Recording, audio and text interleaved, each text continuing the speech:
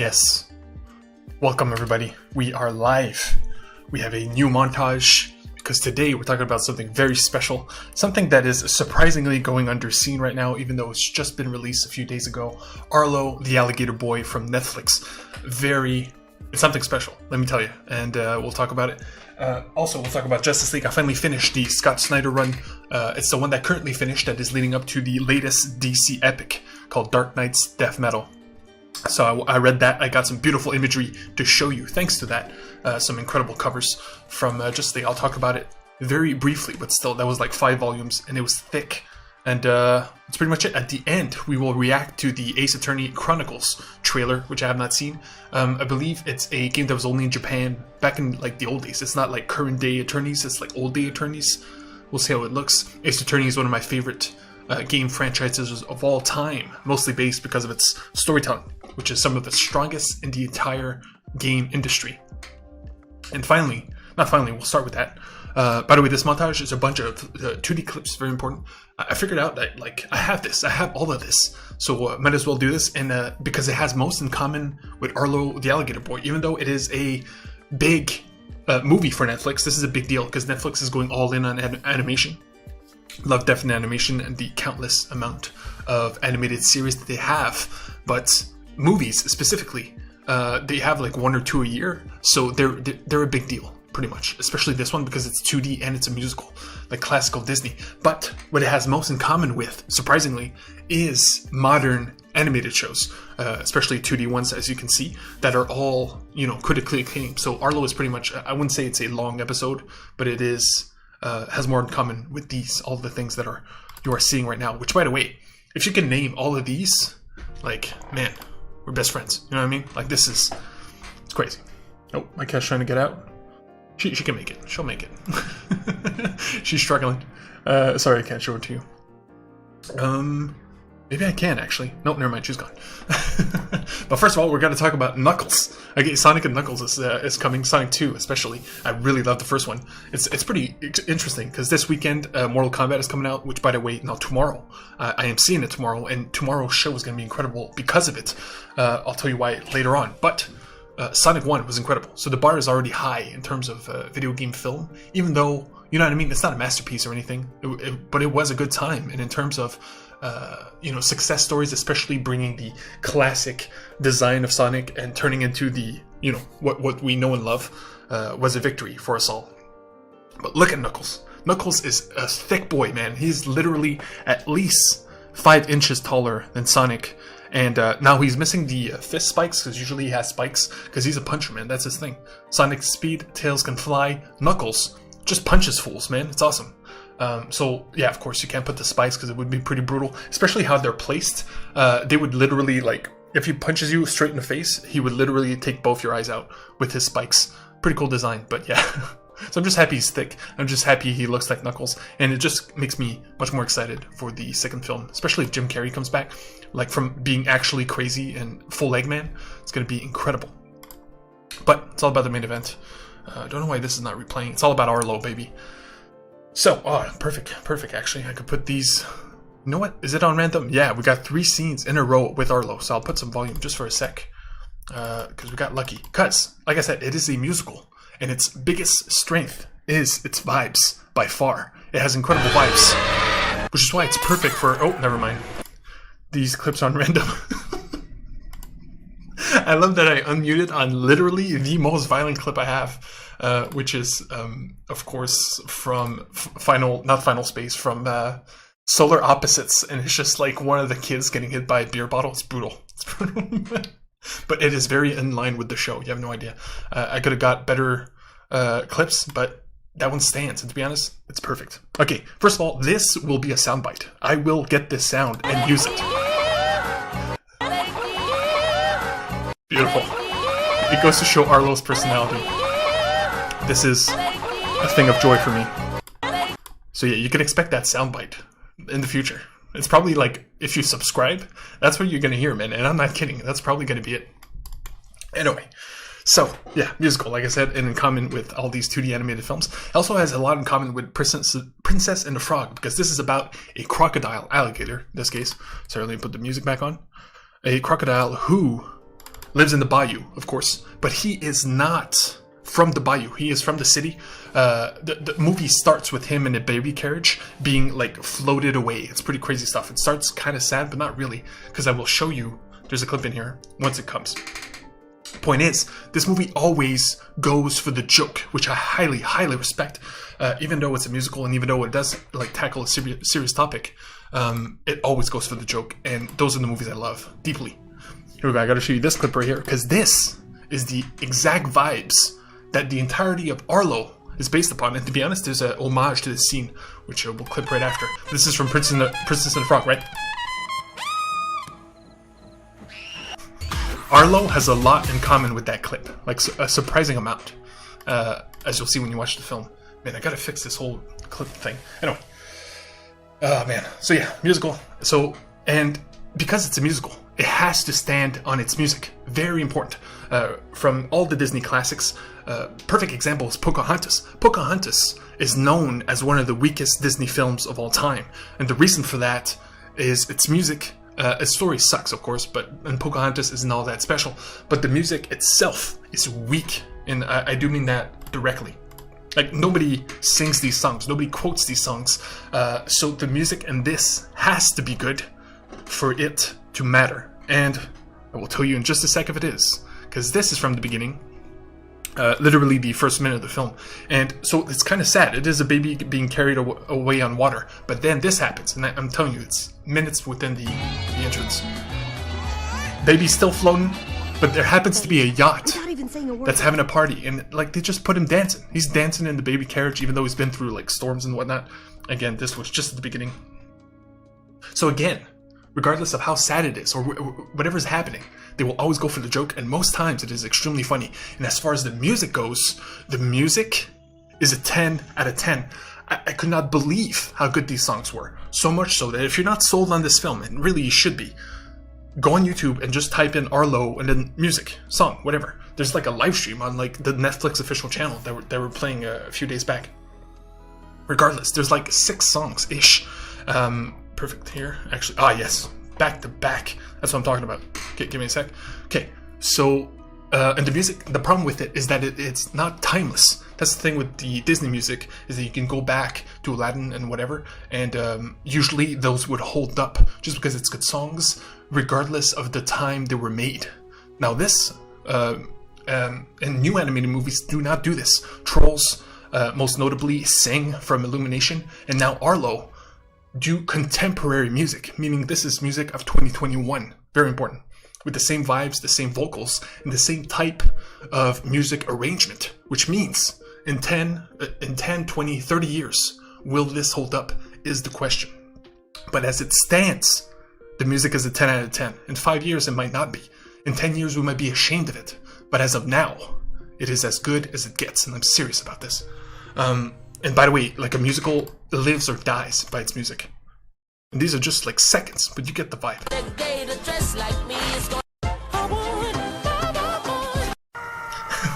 That's all I got for you. But it's mostly for the clips, especially this one, because like I showed you before with the crocodile, this one I love, by the way, this hairball. This hairball is a thing of beauty. They chose to do this character, and some would call it overt, right? Me, it's the opposite. This is, to me, this is representation. And once you meet this character in the movie, they're not, the central focus or anything, but it's perfect. It's perfect. I don't know what it is. He, she, it, whatever. To me, hairball, right? But she is perfect. He is perfect. And I feel like this is the kind of representation that is like perfect because it's subtle, right? It's also in your face, but it's also, I don't know, man. It's like they actually nailed the balance. Where this character is one of the most likable of the bunch, and it's a bunch of likable characters. And that's one of the slightest flaws, is that for all the great characters, there are a few that are, I don't know, you could say a little weird. Perfect example is this poster, this fish dude. I won't say nothing about this fish dude, but you can see it right there. So the less said, the better. But on top of the fish dude is a tiny Italian man. And I say Italian man as in, anyway, he's called Luigi or something, and he's literally a tiny Italian stereotype. And it's not that bad, right? I wouldn't see an Italian being offended, but it's like, come on, man. You know what I mean? It's a lot of Italian jokes. It's literally the Italian character. But other than that, it is incredible. It's a fun journey. You know, it's not perfect, like I would say Raya and the Last Dragon was, or Violet Evergarden was, but both of those films were extremely emotional. Extremely. As in, they're not easy to watch, nor are they quote-unquote fun. This is immensely fun. Like, it's good vibes, man. It makes you feel good, especially in the quarantine. And I give it a solid 9, like a strong 9. The only reason it's not a 10 is because it's not perfect. That's literally it. If not the music, the comedy, the characters, the journey, and surprisingly the story, because at the end it goes for it and it nails it. You know, in the way I hate Soul's ending, I love Arlo's ending. Arlo's ending, in comparison to Soul is trash. You know what I mean? Because Arlo actually went for it and delivered on the promise that it made from the start, which I won't spoil, but it's pretty much, you know, a young gator from the bayou going to the big city to find his father. That's literally the premise. But yeah, and they went all in and couldn't be prouder. That was longer than expected, but that's because I have a lot of love for it, and I feel like it's underseen. As you can see, there was like 250 scores, even though it's on Netflix and it just came out. So I wish more people will see it. Plus, there's a 3D one coming out. I forget the name, but I'll cover it. So Netflix is pulling all punches when it comes to animation. So yeah, that's Arlo. Let's go Justice League. Now, I had some beautiful animated clips to show you, but now we're getting into some beautiful imagery, okay? This is Justice League from... What? Oh, I gotta close this, my bad. That's me live, man. Watching myself. I didn't even know I had that option. Okay, Justice League from Scott Snyder, very important. He wrote the Batman comics for a long time. He wrote, you know, Court of Owls, which is one of the most well-known Batman stories. And then all build up to Dark Knight's Death Metal, in which all the dark Batman from the alternate universes come and invade. That's where this guy comes from. Let me show you. The Batman Who Laughs, which is one of my favorite new Batman villains, if not Batman villains, period, in its whole history. It's pretty much Batman who becomes the Joker. Very important. Yeah, he invades. He's like one of the main lieutenants. Point is, then that leads to Justice League, and then this leads to Dark Knight's Death Metal, which is the grand finale, which I have not read, which I will cover. So we're talking 5 volumes, and I got some beautiful imagery here. The first 2 had a 4, the last 3 had a 5, which is incredible. 5 out of 5. And let me tell you, now I won't go deep into the story because that's the problem with these comics, is that they are surprisingly dense. Give me a sec, I gotta do something. It'll be 2 seconds.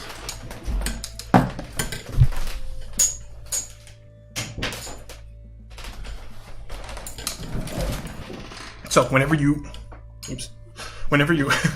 I love that I left it on this shot of Batman in the rain. So whenever somebody takes over a Justice League book or an Avengers book, the characters you have, most of them are a given. You'll always have Superman, you'll always have Batman, usually Flash, Green Lantern, whatever. Same thing with Avengers, you know, Captain America and Iron Man are usually a shoo-in. But every writer usually brings in the characters they choose. And those are the ones that actually change, that actually matter, that can die, that affect the story as a whole. Because, you know, if you can't kill Batman in Justice League, you know what I mean? Perfect example, because somebody else is writing Batman. There are rules to these things. So, the 2 big characters he chose to feature, by Jon Stewart, I guess, to a lesser extent, but the big 2 are Hawkgirl and Martian Manhunter. And I couldn't be more thankful. Hawkgirl, I was never a big fan of. She's a pretty a savage brute, if you will. But her story is entwined with Hawkman. They're like lovers, star-crossed lovers. Damn, this image is beautiful. I gotta zoom in on this one. I got so many. Okay, these are variant covers, by the way.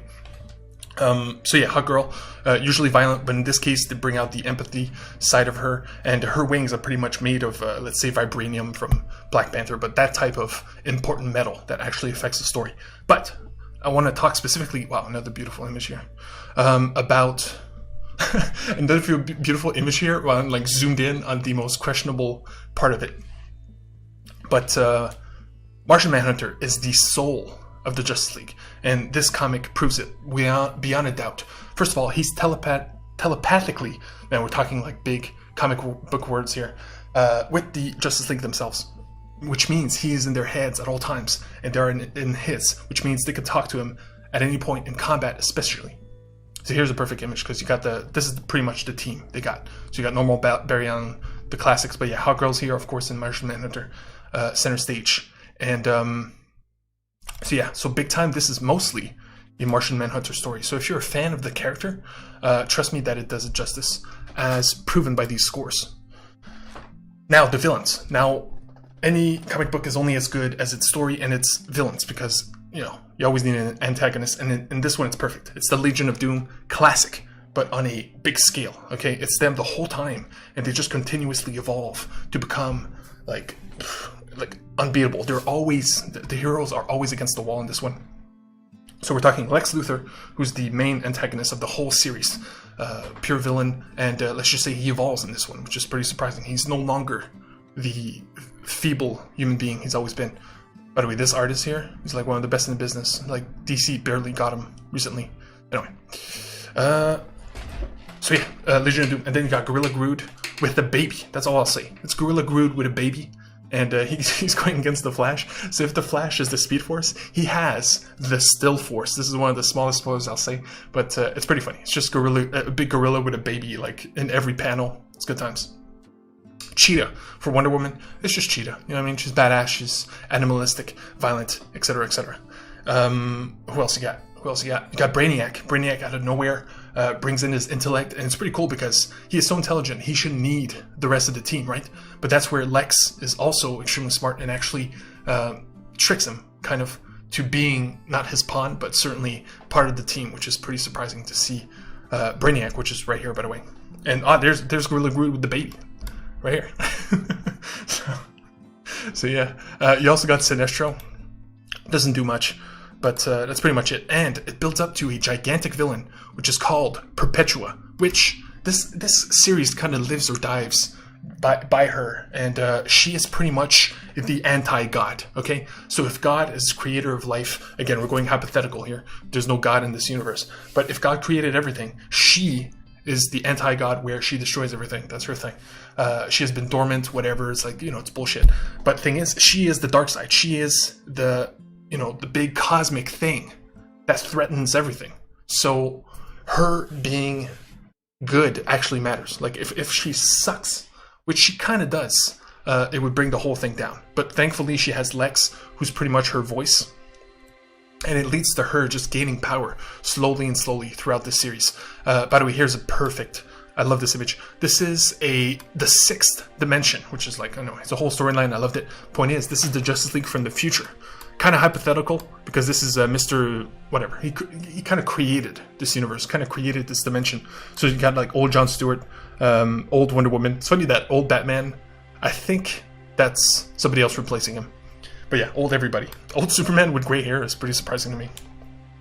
But yeah, fantastic image. I love when they use Martian Manhunter's shape-shifting abilities for like crazy stuff, because he can go like nuts with it, Anyway, what was I saying? So yeah, that's the villains. That's Perpetua. I think that's pretty much it. It nails it in terms of, yeah, it just nails it. I told you why. Classic good versus bad. The art is always good because this is like DC's flagship book. So there's no complaints there, and that's pretty much it. Batman Who Laughs also appears as a villain, and he sneaks in there. But again, this is all, it's crazy because this is pretty much the second part of his epic. If Batman and Death Metal, Dark Knight's Metal was the first part of the story. These freaking names, man. Justice League is the second part. The third part and the finale is Dark Knight's Death Metal, which I will read very soon. So yeah, highly recommend it. As far as Justice League runs go, I've read most of the big ones from Jeff Johns and Grant Morrison are the big two. This would be the big third, and I would say this is better. It's better, and it's very dense. I got these from the library, and oh man, what an image. And all late, every time. I would bring them all late because while I read it, it's extremely compelling and extremely good. And every time an issue ends, I'm like, oh, because he's pretty good at giving you epic moments. But it's not an easy read. There's a lot of words. There's a lot of plot. There's a lot of, comic bullshit, words that don't exist, etc., etc. A lot of explaining, you know what I mean? I wouldn't put it against it, but it's not an easy read, let's just say. Thankfully, the art and other things compensate for that small flaw. And that's pretty much it. Highly recommend it. Justice League. There you go. Perpetua, right there on the left. There you go. There she is. And Legion of Doom on the right. We got them both. So yeah, Brainiac, Cheetah, like I said, Gorilla, Grodd, Sinestro. There you go. There's the villains right there. Couldn't finish on something better. So there you go. Just in case, because I know there's a few more. Might as well finish. Do it quick. And so yeah, that's pretty much it. Can't wait to read Dark Knight's Death Metal and tell you all about it. Okay, so we'll do 2 trailers at the end. So tomorrow's show is going to be unbelievable. Okay, it always is in my humble opinion. But because 2 movies just came out, Mortal Kombat, I'm going to go see it tomorrow. It's coming out tomorrow. I'm going to see it at 11:20. Anyway, the first showing in IMAX though, so it's a big deal. Here's the thing: Demon Slayer is also coming out tomorrow. I will push that back because I'm gonna see it with a friend. It's very important to me that I see it with him, so it's gonna be pushed back a week. So I'm not seeing it this weekend. I'm seeing it next weekend. But you better believe I will cover Demon Slayer. It's the biggest of deals, and it's also playing in IMAX, so I cannot wait. But I will cover Mortal Kombat tomorrow, promise, as well as Stowaway. Stowaway came out today, and reviews are good. Reviews are good enough for me to watch it. Surprisingly, people do not like it. On IMDb, it has less than 6 out of 10, which is crazy. Usually I wouldn't see a movie that has that low of score. But again, the critics liked it. And it's the director of Arctic, which was a movie with Mads Mikkelsen, which is all about him surviving in the Arctic, of course, with nothing. It's after a plane crash. It's really good. It's very compelling. I loved it. So just for that, and the fact that that was a surprise, and that was like one of his, I think his first film, I owe it to him for enjoying it so much to see his second film. And again, critics liked it. Stowaway just came out. We're checking it out. So tomorrow we'll cover both of these 2 big top tier releases. And without further ado, we're going to do the Ace Attorney thing. Oops. Wrong. Got it. Here we go. Again, Ace Attorney, one of the best storytelling games in the history of the business.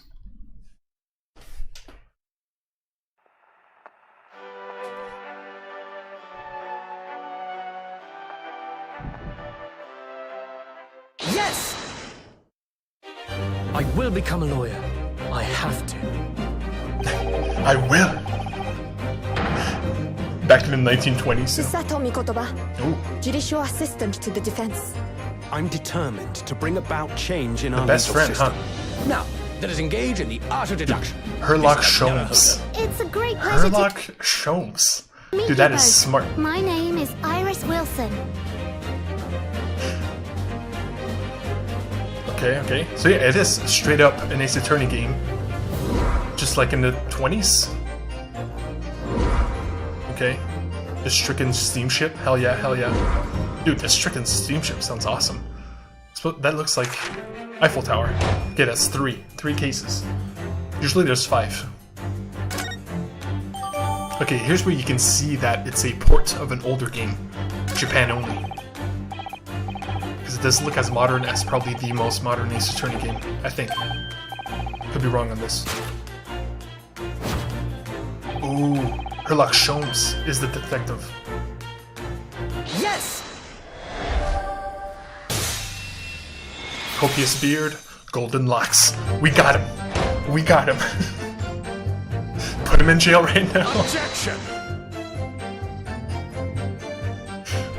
Ooh, okay, never mind, I take that back. This is looking pretty modern. The Nipponese are a truly fascinating breed. You always need a good antagonist. Objection!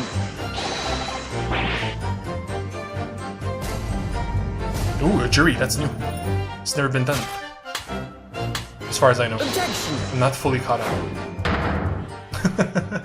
Grandma, you're wrong. Here's proof. Throws her like a piece of paper in her face. Ooh, never mind. Look at this. 8 episodes. Dear Lord. 3 special costumes. Okay. Nice. Yeah, this is a thick trailer here. We're getting into that bonus stuff. Got the main character in a manly Speedo bathing suit. Auto advancing? Nah. That's like... Actually, to be fair, I was one of those guys who used the guide the whole time. I'm like, I'm not wasting time on this deducting bullshit. I'm here for the story, you know? Good music, too. Yes. Yes. Also, I saw that it's coming to Steam, PS4, and Xbox, which is insane. You know what I mean? This has always been on the DS and Switch. Hell, this is a PS4 trailer, you know? Awesome. Hold it! Nope. Sure. Early purchase bonus. Okay, just more bonus. Yeah, no. Hold it. Let us sell you some more shit. So yeah, man. Might stream it, but it might be a weird stream game. And as always, a meme for the end. What up, chat? Okay, we're good. Deaf dog who tries to bark. This dog is deaf. He's seen other dogs barking. Let's see how he does it. Oops. What? What did you? What? You trying to bark? Yeah. You barking? That's so soft. Ooh, good bark. Yeah. Get my attention. Yeah. Get attention. Man, I would love to see the aggressive dogs like coming on to him, like barking like crazy. And he's just like so sweet and just trying to join in, but he just can't. Anyway, so that's it. As I said, tomorrow, amazing show, Stowaway, and Mortal Kombat, of course. Tonight, I'll probably do a movie night. We'll see. What time is it? Movie night or a game? The movie night will be Apex Legends. All of the story cutscenes that, like Overwatch, they have these incredible story cutscenes that they put online for people to get into the story that isn't there when you play the game. So that'd be like an hour and a half. It's a full-on film that I'm taking on. So we'll see either today or tomorrow. But yeah, tomorrow, big show. Love you guys. Let's see.